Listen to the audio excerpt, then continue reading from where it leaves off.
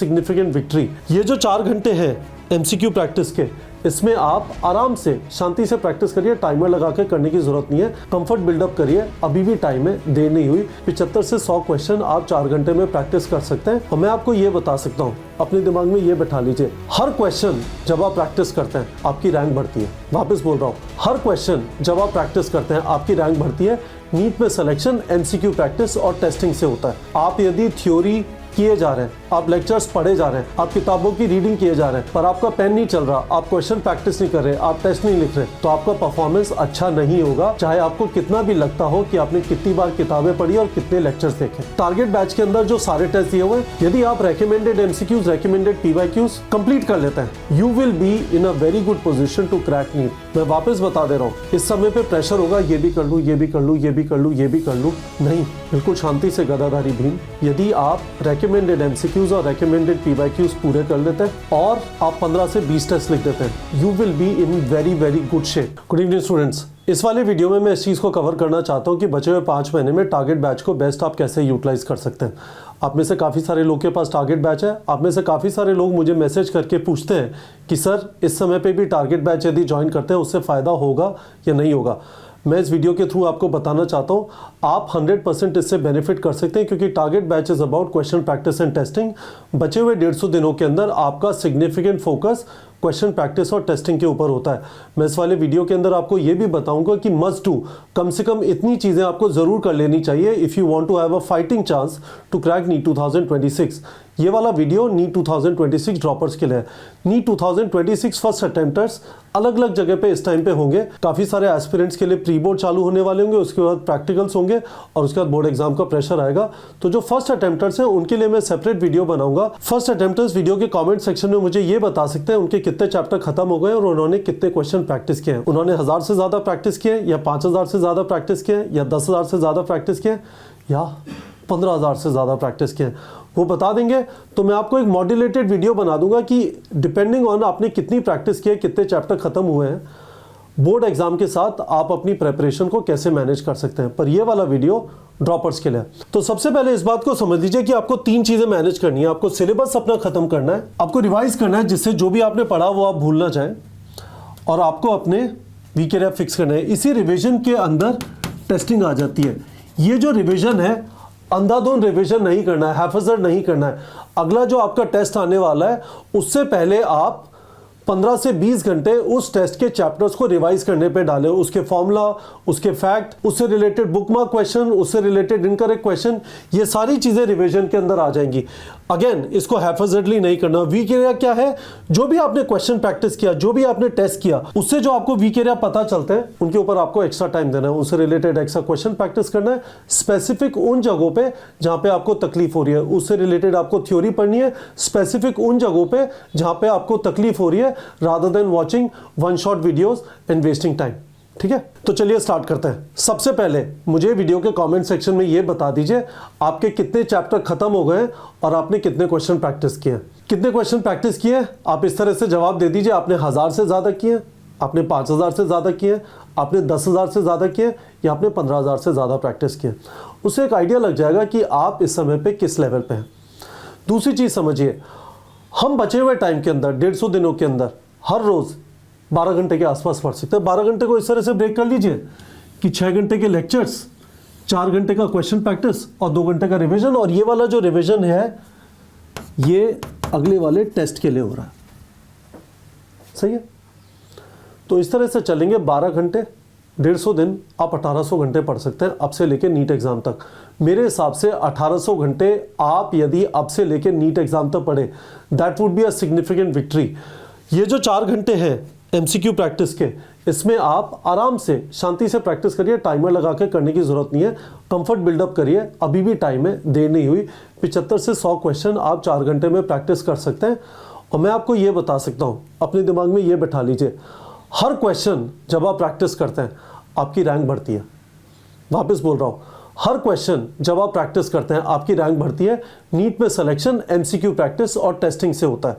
आप यदि थ्योरी किए जा रहे हैं, आप लेक्चर्स पढ़े जा रहे हैं, आप किताबों की रीडिंग किए जा रहे हैं, पर आपका पेन नहीं चल रहा, आप क्वेश्चन प्रैक्टिस नहीं कर रहे, आप टेस्ट नहीं लिख रहे, तो आपका परफॉर्मेंस अच्छा नहीं होगा, चाहे आपको कितना भी लगता हो कि आपने कितनी बार किताबें पढ़ी और कितने लेक्चर्स देखे।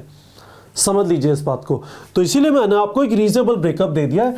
इट इज़ अंडरस्टैंडेबल कि आपको थ्योरी करनी है, पर क्वेश्चन प्रैक्टिस और टेस्टिंग के ऊपर आपका टाइम जाना चाहिए 50% of the time.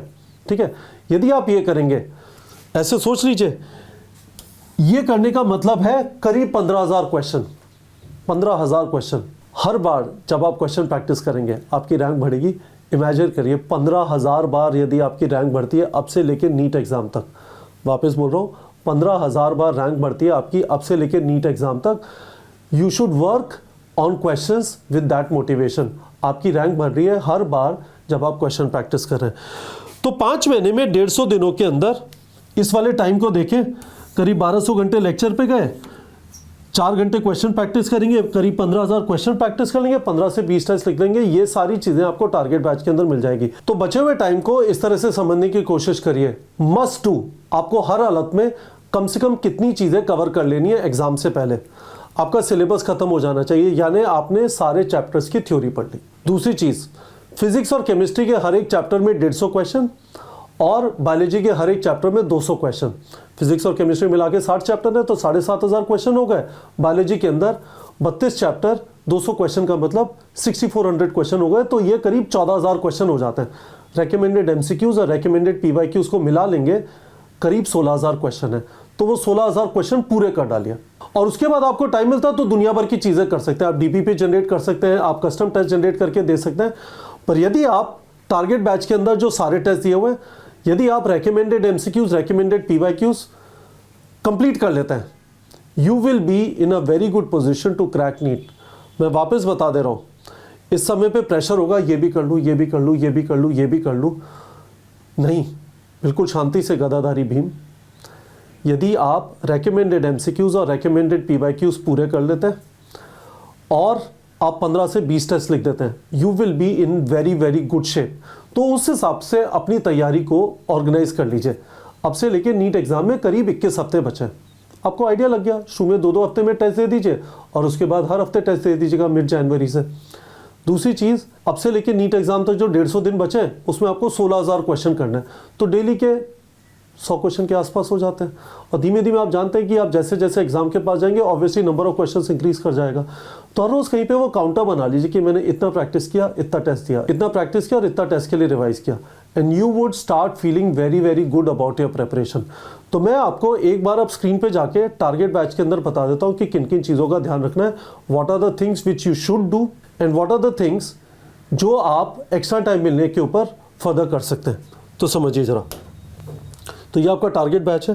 Target batch में देखिए कि ये वाली चीज़ें हैं, है ना, क्वेश्चंस है, फ्लैश कार्ड्स है, क्विक रिवीजन के लिए बायो के, टेस्ट है, पूरी टेस्ट सीरीज है, टॉपिक वाइज डीपीपी जनरेट कर सकते हैं।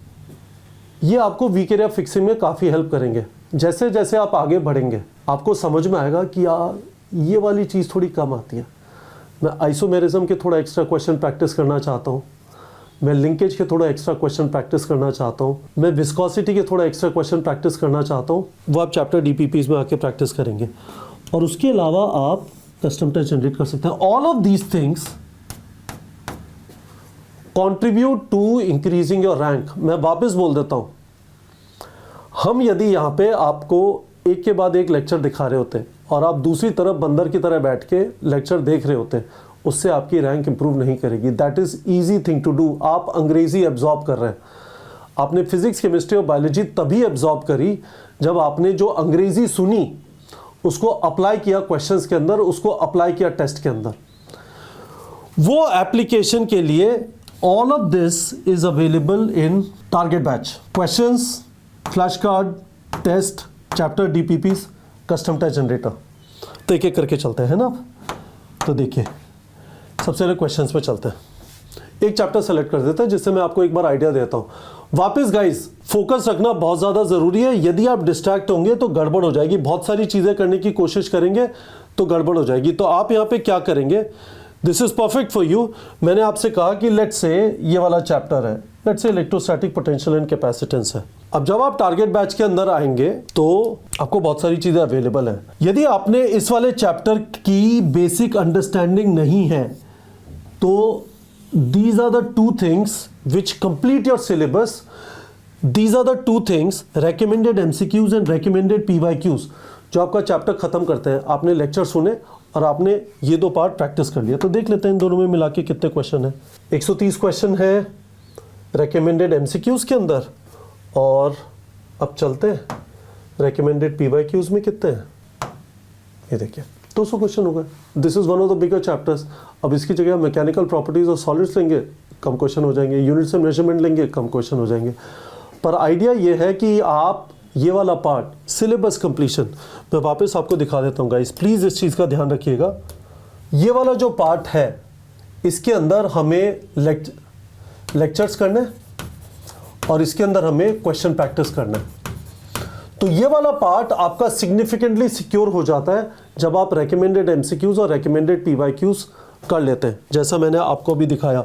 This is the basic thing that you need to focus upon, recommended MCQs, recommended PYQs, to complete your syllabus, to make sure that you have a fighting chance in the exam. अब दूसरी चीज क्या हो जाती है, इसके बाद मैंने आपको बताया कि यहां पे जो टेस्ट आपको दिखाई दे रहा, टारगेट बैच में significant number of question sets हैं। आपके ये वाले ऑलरेडी हो चुके हैं, रेकमेंडेड एमसीक्यूज और रेकमेंडेड पीवाईक्यूज। आप डिफिकल्ट क्वेश्चंस कर सकते हैं, नीट 2025 लेवल। आप एग्जाम्पलर के क्वेश्चन कर सकते हैं। एनसीईआरटी बैक एक्सरसाइज को हमने एमसीक्यूज में कन्वर्ट कर दिया है, एनसीईआरटी सॉल्व्ड एग्जांपल्स को हमने एमसीक्यूज में कन्वर्ट कर दिया। तो आपको बहुत सारे क्वेश्चन सेट्स मिल जाएंगे। एक मिनी क्वेश्चन बैंक भी बना दिया यदि आपको क्विकली सारे चैप्टर से रिलेटेड 45 क्वेश्चन सॉल्व करने। All of that is available, but आप अपने टाइम के हिसाब से देख लीजिए, प्रायोरिटी सोच लीजिए कि आपको सबसे पहले रेकमेंडेड एमसीक्यूज और रेकमेंडेड पीवाईक्यूज करना है, और उसके बाद टाइम मिलता है, कंसीडरिंग कि आपकी बाकी चैप्टर्स में कोई डिले नहीं हो रहा, तो फिर इस चैप्टर के अंदर आप डीप जा सकते हैं। ठीक है, तो यहाँ पे आप टेस्ट सीरीज पे आ गए और ये सारे टेस्ट आपको मिल जाएंगे, है ना। एक कमिटमेंट कर लीजिए कि कम से कम ये वाले टेस्ट आपको देना है। इनका सिलेबस देख लीजिए और फिर जाके ये वाली चीज चेक कर लीजिए कि क्या आप उन सिलेबस के लिए रेडी हो रहे हैं। तो दूसरा पार्ट जो है तैयारी का वो ये है, ये रिवीजन आने वाले टेस्ट के। मैंने आपको दिखाया टारगेट बैच में टेस्ट कहां पे अवेलेबल है। टेस्टिंग के लिए आपके पास क्लासरूम टेस्ट सीरीज का भी ऑप्शन है, पर अभी हम टारगेट बैच की बात करें तो ये जो टेस्ट है आने वाला, उसके लिए जो आप घंटे डाल रहे हैं रेडी होने के लिए, आप अपनी फैक्ट शीट देख रहे हैं, आपको फॉर्मूला शीट यूज करनी है, जो भी क्वेश्चन आपके गलत हुए, जो भी क्वेश्चन आपने बुकमार्क किए, जिससे आप टेस्ट के लिए रेडी हो जाएं। बहाना ये नहीं होना चाहिए टेस्ट में खराब परफॉर्मेंस का कि याद नहीं आया। इसी की वजह से हम रिवीजन करते हैं, और हमें पता है हमें रिवीजन इसलिए करना है क्योंकि हमने बहुत सारी चीजें जो पढ़ी हैं, चीजें इतनी सारी हैं कि रिवाइज नहीं करेंगे सब कुछ भूल जाएंगे। तो देखिए ये दोनों पार्ट कवर हो गए, है ना। अब नेक्स्ट चीज जो है, जो टारगेट बैच में आप यूज कर सकते हैं, पर जरूरी नहीं है। मैं आपको वापस ये बोलना चाहता हूं कि इस समय पे जो मैं आपको बताऊंगा, जरूरी नहीं है कि हर जना वो करने की कोशिश करे। ये जो तीसरा पीस है, वीक एरिया फिक्सिंग, ये आप तभी कर पाएंगे जब इसका लोड आपका थोड़ा खत्म हो सकता है वो लोड आपका फरवरी एंड के आसपास जाके खत्म हो। That is okay. हमें गेम के अंदर फाइटिंग चांस होने के लिए, मैं वापस याद दिला देता हूं, हमें एग्जाम के अंदर फाइटिंग चांस होने के लिए सिलेबस खत्म करना। और सिलेबस खत्म करने का मतलब है फिजिक्स और केमिस्ट्री के हर एक चैप्टर में 150 क्वेश्चन और बायोलॉजी के हर एक चैप्टर में 200 क्वेश्चन करना है। वो करने के लिए रेकमेंडेड एमसीक्यूज और रेकमेंडेड पीवाईक्यूज कर लेंगे, वो 16,000 क्वेश्चन होते हैं। तो आपने चैप्टर खत्म किया, आपने वो सारे क्वेश्चन कर लिए। उसके बाद जब आपको टाइम मिल रहा होगा, आप रिवीजन के लिए टाइम देंगे। तो डेली हमने प्रोविजन ये किया हुआ है, lectures, question practice, revision time. Revision time आपका इस बात को प्रोटेक्ट करता है कि आप चीजें याद रख पाएंगे, जो भी चीजें आपने पढ़ी सिलेबस कंप्लीशन के दौरान। अब आपको जो भी पता चला सिलेबस कंप्लीशन के टाइम और टेस्ट देने के टाइम, जो वीक एरिया पता चले, उनको फिक्स करने के लिए जो आपको एक्स्ट्रा घंटे देने हैं, उसके अंदर जो चीज सबसे ज्यादा यूजफुल है वो डीपीपी जनरेटर है। और DPP generator in fact custom test भी दे सकते हैं, बट मैं आपको डीपीपी जनरेटर के बारे में स्पेसिफिकली बता देता हूं। जैसे मैंने आपसे कहा आपको आइसोमेरिज्म में तकलीफ है, तो आप डीपीपी जनरेटर पे आए, आपने क्रिएट डीपीपी किया, उसके बाद आप केमिस्ट्री पे आए, आप organic chemistry some basic principles and techniques में है। उसके बाद आपने कहा कि मुझे आइसोमेरिज्म के क्वेश्चन सॉल्व करने हैं। तो bond cleavage and isomerism, structural isomerism, stereo isomers, सही बात है। क्रिएट डीपीपी किया, 30 क्वेश्चन आ गए, क्या मस्त चीज़ है ना। और आपने उठा के उन 30 क्वेश्चन को प्रैक्टिस कर डाला। ठीक है, ये देखो सारे आइसोमेरिज्म के क्वेश्चंस आ गए। तो यहाँ से फिर आपकी तैयारी के अंदर जो वीक एरियाज हैं उनके ऊपर एक्स्ट्रा फोकस आना चालू हो जाता है। This is very very good. ठीक है, तो यहाँ पे आपको सारे आइसोमेरिज्म के क्वेश्चन मिल गए। Nothing will give you more satisfaction than this. आपको एक चैप्टर आता था पर आपको आइसोमेरिज्म में तकलीफ थी, अब 30 क्वेश्चन सॉल्व करेंगे, आपको एकदम से कॉन्फिडेंस आ जाएगा और आपको एक रियलिटी चेक भी मिल जाएगा कि हाँ यार मैंने आइसोमेरिज्म वापस पढ़ा था, सच में कुछ फर्क पड़ा या मैं वैसा ही बेकार हूँ अभी भी आइसोमेरिज्म के अंदर। आपने 30 क्वेश्चन जनरेट किए, आपको आइडिया लग जाएगा। तो फाइनली मैं आपको ये चीज़ बता देना चाहता हूँ कि बचे हुए 5 महीने में यदि आप फोकस रखना चाहते हैं किन जगहों पे आपको एक्स्ट्रा मेहनत करनी है, तो उसका जो बेस्ट तरीका है वो है कि आप यहाँ पे आइए, परफॉर्मेंस स्नैपशॉट के ऊपर व्यू रिपोर्ट करिए, यहाँ पे जनरेट स्नैपशॉट कर दीजिए, है ना। और यहाँ पे आपको एग्जैक्टली आइडिया लगना चालू हो जाएगा। जैसे केमिस्ट्री का बात करें, some basic concepts chemistry 90% plus, equilibrium में थोड़ा एक्स्ट्रा प्रैक्टिस करना है, 78% दिखाई दे रहा है। रिडॉक्स रिएक्शन भी अच्छा नहीं है, जीओसी के अंदर प्रॉब्लम है। पर फिजिकल केमिस्ट्री इसका मतलब अच्छी लग रही है स्टूडेंट की, सोल्यूशन भी ठीक है। इलेक्ट्रोकेमिस्ट्री, केमिकल काइनेटिक्स पे थोड़ा एक्स्ट्रा एफर्ट, यहाँ पे करेक्ट परसेंटेज देख के आप आइडिया लगा सकते हैं। सिमिलरली फिजिक्स पे आ जाते हैं, है ना। फिजिक्स में भी ये स्टूडेंट अच्छा है, पर देखिए 90% की तरफ आपका टारगेट होना चाहिए। हर 10 में से 9 सवाल सही करने की कोशिश करनी है ना। बायोलॉजी भी देख लेते हैं और यहाँ से फिर आप डीपीपी वगैरह डायरेक्टली वहाँ पे जाके जनरेट डीपीपी पे जाके डीपीपी जनरेट कर सकते हैं। तो मैंने इस वाले वीडियो में क्या कवर करने की कोशिश की है, 150 दिन बचा है। 150 दिन के अंदर आप 15 से 16,000 क्वेश्चन प्रैक्टिस कर सकते हैं। That will give you a fighting chance. आप पढ़ते रहिए, सारे दिन क्वेश्चन प्रैक्टिस करने की ज़रूरत नहीं है, सिलेबस कंप्लीशन को रोकने की ज़रूरत नहीं है, हाइपर होने की ज़रूरत नहीं है, वन शॉट देखने की ज़रूरत नहीं है। आराम से करिए। यदि आप वन शॉट देखेंगे, आप इस समय पे अगले साल भी मेरा वीडियो देख रहे होंगे, क्योंकि आपका सिलेक्शन नहीं होगा। मैं वापस बोल रहा हूँ, शांति से तैयारी करिए। आप आराम से इस समय से नीट एग्ज़ाम तक सिग्निफिकेंट इंप्रूवमेंट कर सकते हैं अपनी परफॉर्मेंस में। मैंने इस वाले वीडियो में आपको यही बताया। मैंने आपको ये बताया कि टारगेट बैच में अलग अलग जगह पे जाके किन चीज़ों पे फोकस करना है और कौन सी चीज़ों को आप जैसे जैसे आपका सिलेबस कंप्लीशन होता जाता है थोड़ा बाद की तरफ यूज़ कर सकते हैं। पर अभी जो फोकस है वो इस बात पे होना चाहिए कि हमारा डेली रूटीन हो, हम डेली 12 घंटे पढ़ें, उसमें से लेक्चर टाइम हो, उसमें से सिग्निफिकेंट क्वेश्चन प्रैक्टिस टाइम हो, डेली के 75 से 100 क्वेश्चन प्रैक्टिस करें और हम अपने आप को कमिट करें कि हर रोज़ कम से कम 2 घंटे रिवाइज करेंगे। जो आने वाला टेस्ट है उससे हम 15 से 20 टेस्ट जो टारगेट बैच में दिए हुए हैं वो दे पाएंगे। और यदि आपने ये कर लिया, you have a fighting chance to crack NEET. आने वाले दिनों में मैं 2 वीडियोस आपके लिए बनाऊंगा। एक वीडियो उन एस्पिरेंट्स के लिए बनाऊंगा जो फर्स्ट अटेम्प्टर्स हैं, जिनको अभी चैलेंज है board exam, pre board, practicals और नीट एग्जाम को मैनेज करने का, फुली नोइंग कि वो सारी जो चीज़ें हैं उनका धेले भर भी फर्क नहीं पड़ता है। और दूसरा, मैं टारगेट बैच का पावर यूसेज कैसे किया जा सकता है वो भी बताऊंगा एक सेपरेट वीडियो में। ठीक है बच्चों।